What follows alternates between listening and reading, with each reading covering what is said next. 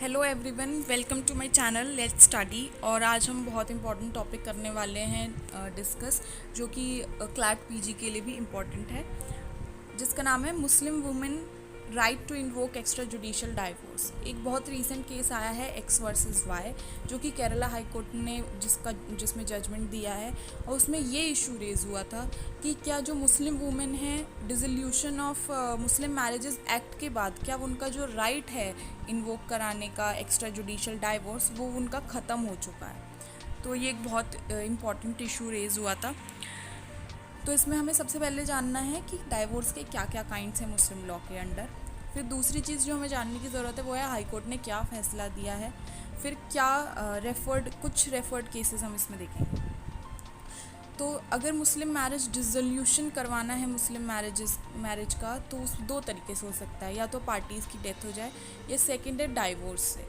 तो मुस्लिम मैरिज को डिज़ोल्व करने के लिए कुछ तरीके हैं जो मुस्लिम लॉ में प्रोवाइड किए गए हैं। सबसे पहला तरीका जो हस्बैंड ले सकता है, तलाक इला ज़हर, ये 3 तरीके हैं जो हस्बैंड जिसमें डाइवोर्स ले सकता है। वाइफ ले सकती है तलाक तफवीज़ या फिर खुला, और म्यूचुअल कंसेंट से मुबारत डाइवोर्स लिया जा सकता है। और जुडिशल डिक्री जो कि dissolution of Muslim marriage act से पास होती है वो लियाना फस्क से हो सकती है।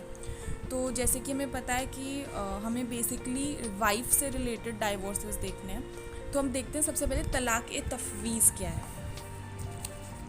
तलाक तफवीज़ वो तलाक है मुस्लिम वुमेन का जो कि जिसमें जो हस्बैंड है वो अपनी वाइफ को ये पावर डेलीगेट करता है कि वो उससे डाइवोर्स ले सकती है। ये जो एग्रीमेंट होता है उनके बीच में, ये मैरिज से पहले या मैरिज के बाद होता है कि हस्बैंड अपनी पावर डेलीगेट करता है उसको कि वो डाइवोर्स ले सकती है। अब जो दूसरा है वो है खुला।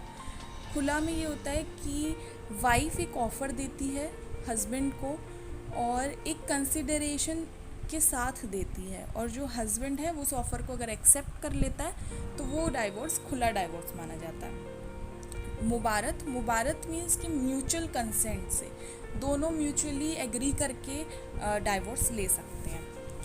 देन कमिंग टू लियान, जब हस्बैंड फॉल्स चार्ज लगाता है एडल्ट्री का अपनी वाइफ पे, तो वाइफ क्लेम कर सकती है लियान। देन फस्क मतलब कैंसलेशन ऑफ मैरिज। अब जो सेक्शन 2 है dissolution of Muslim marriage act का, वो कुछ ग्राउंड्स दे रहा है कि कब वाइफ डाइवोर्स ले सकती है। जो सबसे पहला ग्राउंड है वो ये है कि जब हस्बैंड के कुछ पता ना हो 4 साल तक। दूसरा ग्राउंड ये है कि वो अपनी वाइफ को मेंटेन नहीं कर पा रहा हो 2 सालों तक। तीसरा ग्राउंड है कि जो हस्बैंड है उसको 7 साल या उससे ऊपर की सज़ा हो गई है। हस्बैंड किसी भी रीज़न की वजह से बिना किसी रीज़न की वजह से कोई भी मैरिटल ऑब्लिगेशन 3 साल तक परफॉर्म नहीं कर पा रहा है। हस्बैंड इम्पोर्टेंट है या फिर वो इंसेन रहा है फॉर 2 इयर्स, और वो किसी ऐसी डिसीज़ से सफ़र कर रहा है जैसे कि लेप्रेसी या कोई भी वेनरल डिसीज़ से। अगर लड़की की शादी उसके पेरेंट्स ने करवाई है प्यूबर्टी के टाइम से पहले, दैट इज़ 15 इयर्स से पहले उसके गार्जियन या उसके फादर ने शादी करवाई है, तो जब वो 18 इयर्स की हो जाती है तो वो डाइवोर्स क्लेम कर सकती है, प्रोवाइडेड कि जो मैरिज है वो कंज्यूमेट ना हुई हो, उसमें कोहैबिटेशन ना हुआ हो। और अगला पॉइंट है कि जब हस्बैंड उसे क्रूएलिटी से ट्रीट करे। उसके बाद जो 2(9) है उसमें दे रखा है कि कोई भी ग्राउंड जो कि मुस्लिम लॉ के अंदर वैलिड हो। तो हम यहाँ से देख सकते हैं कि जो खुला, मुबारत और तलाक तफवीज़, ये सारे जो हमारे डाइवोर्सेस हैं वो ऑन एनी अदर ग्राउंड ये 2(9) के अंदर वैलिड हो जाते हैं। तो 2(9) ये बेसिकली बोलता है कि खुला, मुबारत, तलाक तफवीज़ ये सब वैलिड हैं क्योंकि ये सारे एक्स्ट्रा जुडिशियल डाइवोर्स लेने के इन्वोक कर सकती है इसमें मुस्लिम वुमेन।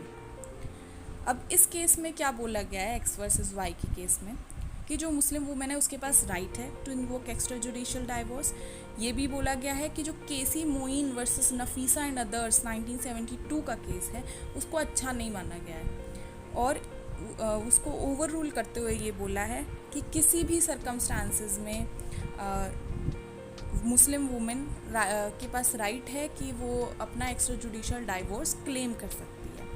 केसी मोइन के केस में ये बोला गया था कि किसी भी सर्कमस्टांसेस में मुस्लिम वुमेन राइट नहीं ले सकती, जितने एक्ट में दे रखे हैं सिर्फ उसी के अंदर वो अपना राइट क्लेम कर सकती है। तो कोर्ट ने बोला कि खुला वैलिड है अगर पहले उससे आपने इफ़ेक्टिव रिकन्सिलिएशन के अटेम्प्ट करे हैं। और कोर्ट ने ये भी डायरेक्ट किया है फैमिली कोर्ट्स को कि वो इन मैटर्स को, डिस्प्यूटेड मैटर्स को डिस्पोज ऑफ करे बिना किसी डिले के। और बहुत टाइम तक मुस्लिम वुमेन को पैट्रियार्कल माइंडसेट की वजह से उनके राइट से अलग होना पड़ा है, डिप्राइव हुई हैं वो उनके राइट से। तो हम देखते हैं कुछ रेफर्ड केसेस जो इसमें रेफ़र किए गए। सबसे पहला केस है सोफिया बेगम वर्सेस सैयद ज़हीर हज़मुर रिज़वी।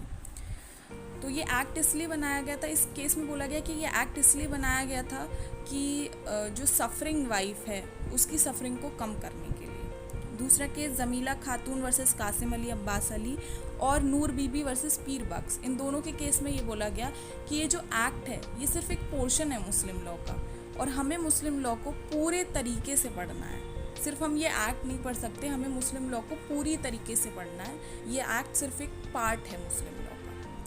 और ये भी बोला गया कि जो खुला है वो एक एब्सोल्यूट अनकंडीशनल राइट है। फिर मोहम्मद वर्सेस साइनबा उम्मा के केस में ये बोला गया कि खुला एक ग्राउंड है जो कि सेक्शन 2 में है dissolution of Muslim marriage act के।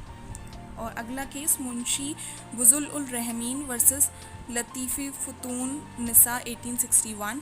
इसमें बोला गया कि खुला जो है वो वाइफ के द्वारा लिया गया एक इफ़ेक्टिव डाइवोर्स है, और अगर कंसिडरेशन नहीं पे कर पाती है तो इस वजह से खुला का जो डाइवोर्स है वो इनवैलिडेट नहीं होता।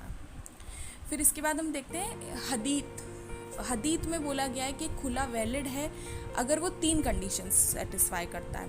पहली कंडीशन कि वाइफ ने डिक्लेयर किया है रेपुडिएशन का मैरिज की। दूसरी कंडीशन, वाइफ ऑफ़र दे रही है कि वो अपना डावर रिटर्न कर देगी, डावर मीन्स मेहर रिटर्न कर देगी, या फिर कोई भी अदर मटेरियल जो उसने मिला है उसको शादी के दौरान वो सब वो रिटर्न करने को तैयार है। एंड थर्ड, उसने इस खुला को डिक्लेयर करने से पहले उसने इफ़ेक्टिव अटेम्प्ट किए हैं रिकन्सिलिएशन के।